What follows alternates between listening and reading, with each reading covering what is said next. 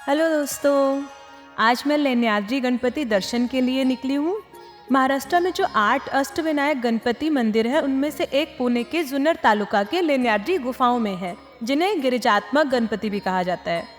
मैं लोनावला से यहाँ पर आ रही हूँ। लोनावला से लेण्याद्री की दूरी लगभग 125 किलोमीटर है और मुझे लगभग 2.5 घंटे का टाइम लेण्याद्री केव्स पहुँचने में लगा। अगर आप मुंबई से आ रहे हैं तो यहाँ तक की दूरी लगभग 155 किलोमीटर है और मुंबई से NH61 से होकर आने में यहाँ पर लगभग 4.5 घंटे का समय लगता है। और अगर आप पुणे से आ रहे हैं तो ये दूरी 101 किलोमीटर है और पुणे से लगभग आपको 2 घंटा 15 मिनट का समय लगेगा। तो मैं लेण्याद्री पहुँच चुकी हूँ। लेण्याद्री अकेले ऐसे अष्टविनायक हैं जिनका मंदिर पहाड़ों की गुफाओं में स्थित है। लेण्याद्री श्रृंखला में लगभग 30 गुफाएं बौद्ध काल की बनी हुई हैं, जो कि लगभग 1ली से 3री शताब्दी में इनका निर्माण हुआ था। और यहाँ की लेण्याद्री की गुफा नंबर 7 में गणेश जी का मंदिर है। अच्छा, इसका नाम लेण्याद्री क्यों पड़ा है इसके बारे में भी हम बात करेंगे। मराठी भाषा में लेणी का अर्थ गुफा होता है, इसलिए लेण्याद्री गणपति यानी गुफा में रहने वाले गणपति। लेण्याद्री गणपति का पौराणिक और ऐतिहासिक दोनों महत्व है। लेण्याद्री गुफाओं में यहाँ पर बौद्ध भिक्षु यहाँ की गुफाओं में शांति में रहकर साधना किया करते थे, ध्यान किया करते थे।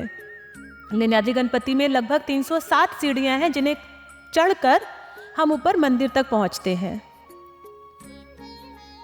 लेकिन जो वृद्ध और अक्षम लोग हैं जिन्हें चढ़ने में दिक्कत होती है, उनके लिए पालकी की व्यवस्था भी रहती है, जिसको 4 लोग लेकर जाते हैं। और पालकी का शुल्क लगभग 500 रुपये तक एक व्यक्ति का होता है। लेण्याद्री गणपति मंदिर में जो सभी 8 अष्टविनायक हैं उनमें से अकेला ऐसा मंदिर है जहाँ पर गणपति मंदिर और बाकी सारी गुफाएं ASI यानी कि आर्कियोलॉजिकल सर्वे ऑफ इंडिया के संरक्षण में है। ये गुफाएं भारतीय नागरिकों के लिए, जो भारतीय पर्यटक हैं उनके लिए शुल्क 25 रुपये है और विदेशी पर्यटकों के लिए शुल्क 300 रुपये होता है।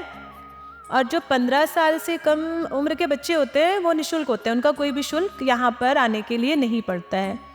क्योंकि इसको ASI संरक्षित कर रहा है तो यहाँ पर साफ़ सफाई भी रहती है। हाँ, एक बात और मैं आपको बता दूँ कि यहाँ बंदर बहुत है। अगर आप आ रहे हैं तो आपको थोड़ा सा अवेयर रहना पड़ेगा। और बारिश के बाद का जो लेट मानसून का टाइम होता है, बहुत सुंदर व्यू आता है यहाँ से। आप मेरे पीछे देखिए, बंदर दिख रहे होंगे आपको। नुकसान नहीं पहुँचाते लेकिन फिर भी अवेयर रहना ज़रूरी है क्योंकि आप चढ़ाई पहाड़ी पर है। इसलिए एक बात और मैं बता दूं, धूप बहुत तेज़ होती है तो आप प्लीज़ इस टाइम पर अगर तेज़ धूप है तो कैप, अपना स्टोल या अम्ब्रेला लेकर आइए प्लीज़, क्योंकि ऊपर तक जाने में आपको छाया कहीं नहीं मिलेगी। जैसे जैसे आप ऊपर चढ़ते जाएंगे ना, यहाँ की खूबसूरती देखने लायक होती है, उतनी ही खूबसूरती बढ़ती चली जाती है। अच्छा, यहाँ पर गिरिजात्मक गणपति नाम क्यों पड़ा है इसके बारे में भी कथा है। इसका जो पौराणिक महत्व है, गिरिजा का अर्थ होता है माँ पार्वती और आत्मज का अर्थ होता है पुत्र, यानी कि माता पार्वती का पुत्र। माता, ऐसा कहा जाता है कि माता पार्वती ने यहाँ 12 साल तपस्या की थी, गणेश जी को जन्म दिया या उन्होंने अपने शरीर की मिट्टी से उन्हें बनाया था। देखिए, ये मेन द्वार है जहाँ से हम गुफा नंबर 7 गणपति का जो मेन मंदिर है वहाँ के लिए जा रहे हैं। ऊपर हम पहुँच चुके थे और इस रास्ते से हम जा रहे हैं। ये एक तरफ से वापस आ रहे हैं लोग और जस्ट बगल में दूसरी तरफ का जो रास्ता है ये ऊपर चढ़ने के लिए, यानी ऊपर जाने मंदिर जाने के लिए होता है।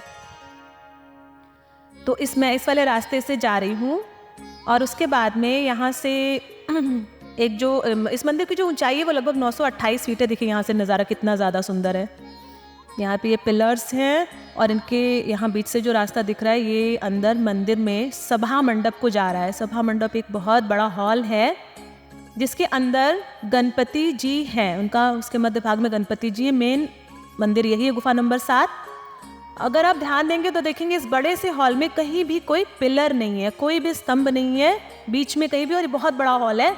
देखिए, ये उस समय का निर्माण कि इतने बड़े हॉल को बिना पिलर के ये पूरी चट्टान को काट के बनाया गया है। और मंदिर गणपति जी यहाँ पर एकदम बीचों बीच में है, बीचों बीच में गणपति जी का मंदिर है। तो ये यहाँ की सच में देखने वाली, ये देखिए गणपति जी, इनका आशीर्वाद लेंगे हम। बप्पा के स्थान तक हम पहुँच चुके हैं, गिरिजात्मक गणपति जी के पास हम पहुँच चुके हैं इनका आशीर्वाद लेने के लिए। एक चीज़ मैं और आपको बता दूँ, यहाँ पर फ़ोटो लेना अलाउ नहीं था, तो बहुत पास से आप लेंगे तो वो मना करते हैं, तो इसलिए थोड़ा सा दूरी बढ़िए। देखिए, गणपति बप्पा मोरया, गणपति जी के दर्शन कर लीजिए। गिरिजात्मक गणपति इनका जन्म स्थान है यहाँ पर। गणपति बप्पा के दर्शन करिए, अपनी मनोकामना मांग लीजिए। और कहा जाता है कि यहाँ पर जो भी मनोकामना आप मांगते हैं वो ज़रूर पूरी होती है। लेण्याद्री गणपति के दर्शन जब आप इस स्थान पे पहुँचेंगे ना, तो गणपति बप्पा की उपस्थिति को आप महसूस करेंगे। ऐसा लग रहा है कि बप्पा आशीर्वाद दे रहे हैं। बहुत भावनात्मक एक बॉन्डिंग महसूस की मैंने यहाँ पर आकर। गणपति जी का आशीर्वाद लेने के बाद में मैं वापस उसी जगह बरामदा जो है जहाँ से पूरा ऊपर का नज़ारा आ रहा है, मैं वहाँ पर आई। वहाँ से आपको दिखा रही, देखिए कितना प्यारा व्यू आ रहा है, एकदम मेस्मराइजिंग करने वाली ब्यूटी है नेचर की यहाँ पर। अब यहाँ से जो सीढ़ियाँ जा रही हैं ऊपर के लिए, ये बहुत इनमें फिसलन है, तो जब भी आप आए तो बहुत संभाल कर जाइए। आप देख सकते हैं रास्ता कैसे फिसलन भरा हुआ सा है, अगर आप थोड़ा सा भी ध्यान भटकेगा तो पैर फिसल सकता है। और चूँकि बंदर भी है यहाँ पर, तो वैसे भी आपको अवेयर रहना ही पड़ेगा। इस रास्ते से होकर हम बाकी जो बौद्ध गुफाएं हैं वहाँ तक पहुँचते हैं। धीमे धीमे सी बारिश की बौछारें आ रही हैं पहाड़ों से। ये रास्ता देखिए आप, तो बहुत ही अवेयर रहने वाला है। और इससे होकर हम बाकी की गुफाएं देख सकते हैं। हालांकि बाकी सब गुफाएं छोटी और एक जैसी ही हैं, लेकिन जो गुफा नंबर 6 है वहाँ पे मैं ले चलूँगी। देखिए नीचे गणपति जी का मंदिर है, हम उससे और ऊपर गए थे। अभी जो मैंने रास्ता दिखाया था हम इससे और ऊपर आ गए, और ये पूरा नीचे का व्यू।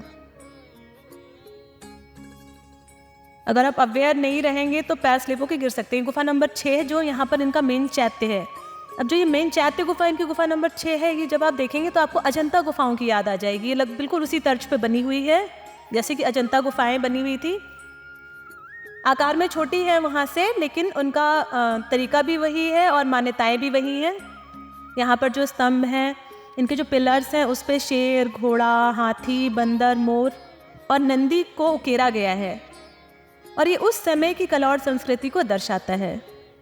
ये चैत्य भी एक बहुत ही महत्वपूर्ण सांस्कृतिक और ऐतिहासिक स्थल है जो भारतीय पुरातत्व और कला के अध्ययन के लिए भी बहुत महत्वपूर्ण है।